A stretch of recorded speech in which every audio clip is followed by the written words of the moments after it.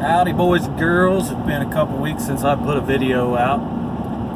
I wanted to give you a little info on what happened about 10-15 minutes after I completed my last video on the, what to expect getting into Hotshot. So at the end of the video, or at the end of that video, I ended up talking about, taking the loads when they present themselves, because you never know when, when shit happens, I guess, when a breakdown happens. That way you make sure that you have money for that. About 10-15 minutes after I shut the video off, I broke down, got the load delivered. As soon as I pulled away from the job site, I got on the road and broke down. It was a truck went into a kind of a limp mode, reduced power, and the code that kept popping up was excessive soot in the DPF filter, diesel particulate filter, which is in your exhaust on these new vehicles from 07 up. Technology, it's just shit happens. So I didn't have a load on. I was a couple hundred miles from the house. I went ahead and drove it home. Canceled out all my other stuff and brought the truck home. Well, that was all fine and dandy. Set up a appointment for the next day to go get the truck forced into a regen, and was getting ready to leave the house and didn't even make it out of the daggone driveway, and another problem occurred. It sounded like I was throwing a rod through the side of the block. The truck started, jumping around, engine, a lot of noise from the engine compartment and everything. I mean, it's just awful sound. And what had happened was the rocker, or the valve bridge,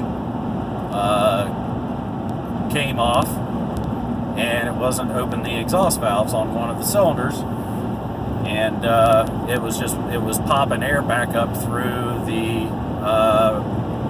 intake box.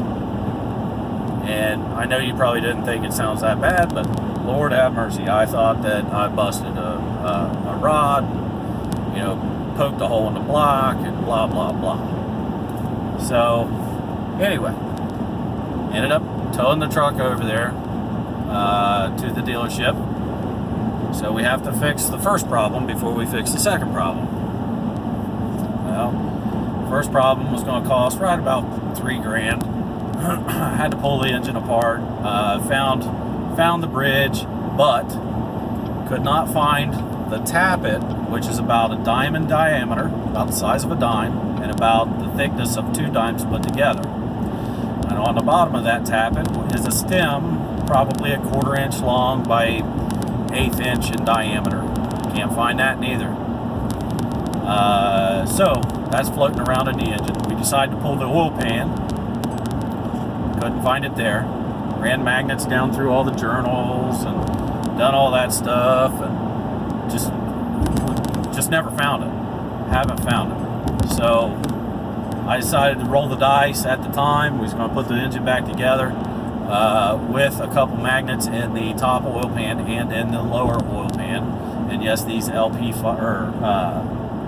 are these? The L5Ps. The L5P Duramax does have an upper oil pan and a lower oil pan. You can pull the lower one, but to pull the top one, you got to pull the transmission. So, needless to say, we ran magnets everywhere. Couldn't find the pieces. Decided to roll the dice, put magnets back in, and just grab it if it did come out of one of the oil journals or whatever. Magnet would pick it up, and everything would be hunky dory for millions of miles to come. So, anywho, waiting on parts. Parts,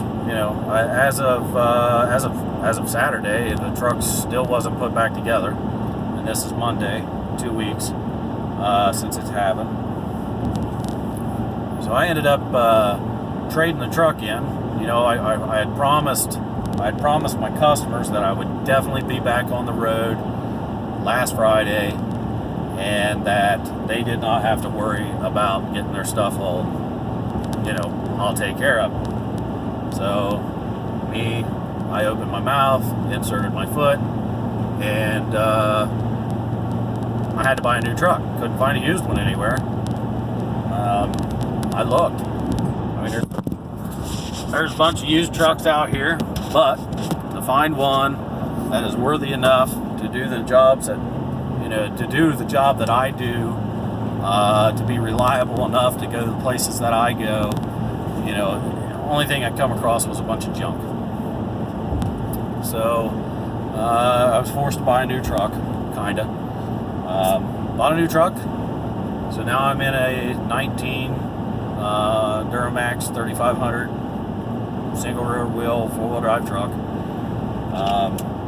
And then ironically, I bought this Thursday, and then Saturday I come across an older truck. It's a dually, very well capable of doing the job that I do. We'll have that truck in some other videos, and you know, we'll see it then. But anywho, yeah, I ended up buying that too. So now I've got two trucks, just in case something happens. I actually wanted to buy a truck a few weeks ago, and just never had the time to do it. And this was even before I even broke down. Just, I've been busy, been working. So back to work.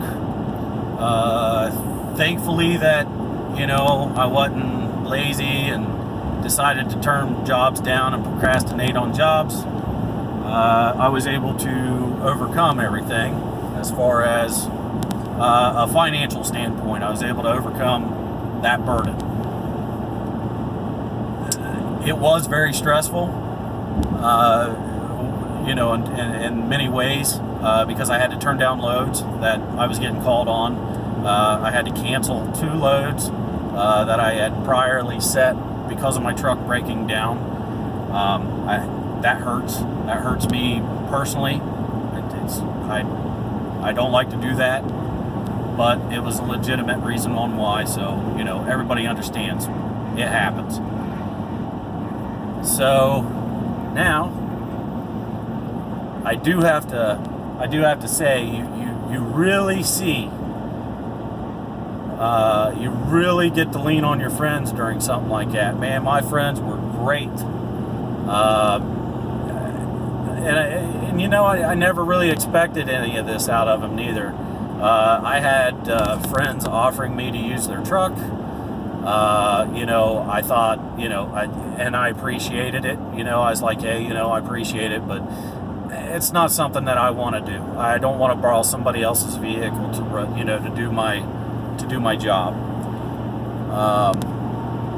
As a company owner, you know, I mean, everybody needs help. You know, even small businesses help out small businesses. It's just what you do. It's the American way, you know, America.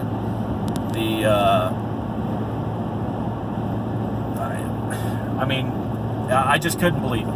I couldn't believe the support that I had from my friends on, hey man, I'll run you around if you need to look at this truck up and, you know, an hour and a half away. Hell yeah, we'll just jump in and go. There's one guy in particular, one of my buddies, I'm going to give him a hell of a shout out, old Chris. He was with me from day one of that. You know, he has his own business. You know, most of his stuff gets done at night, so he was free throughout the day, and we rode around pretty much every day, looking at different trucks. You know, getting leads, going and looking, doing whatever. I mean, he ran me around, and you know, I can't thank him enough for it. Another one is, you know, my sales guy over at, and I'm going to give him a shout out just because of, you know, they're excellent people to deal with. So I don't know if you're in the Ohio area, but you guys ought to check out Coughlin Automotive over in London, Ohio. if you're looking for a truck, they have plenty of new and used trucks.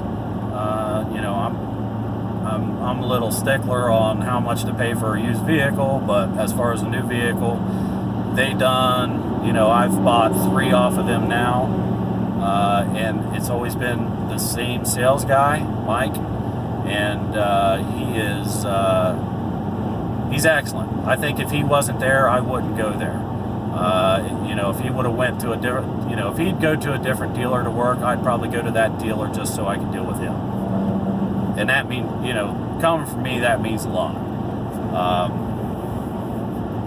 He helped me out in every which way he could to get me in the truck that I needed and keep my payments low where I wanted them, the whole 9 yards. I mean, it's just, easy experience with him on getting stuff taken care of.